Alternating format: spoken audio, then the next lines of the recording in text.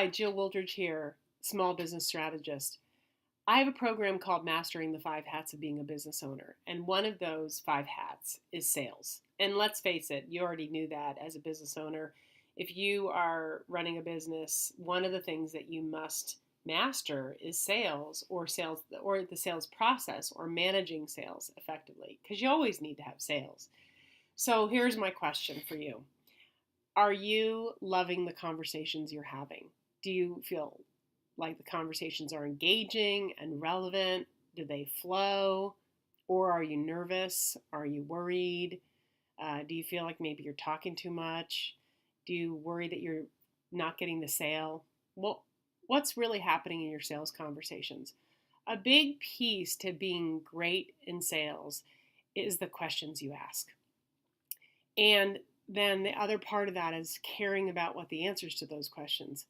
So one of the things that I talk about a lot with people are something called open-ended questions. And you may have already heard about open-ended questions, but if you haven't, what they are simply is they are questions that do not end in a yes or no. So you're asking a question like a what question or a how question or a why question. And they're conversations that require the buyer to think. They require the person to really think, and they engage that person. And another thing about that is you show up as really competent, and you show up as interested, and you show up as a leader. Like you have like you're controlling the conversation, not controlling in a bad way, but you're actually creating and generating the conversation. So the second part of that is you ask these questions, why do you want that? What do you want? Why do you think you haven't gotten it yet? You ask these great questions for people and then you listen to the answer.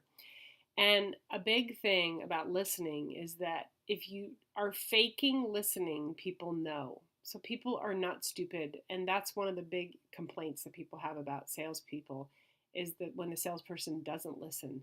So you really want to shut out all your noise, forget worrying about whether or not you're going to get the sale, just let it all go, ask some great questions, and then listen to the answers.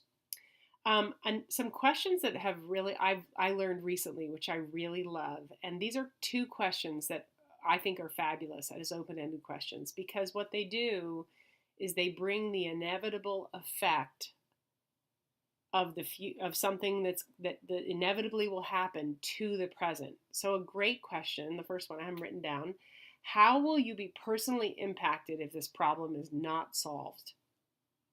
So then you have that person really think, how will they be impacted personally? What will their life be like if the problem that they're dealing with is not solved?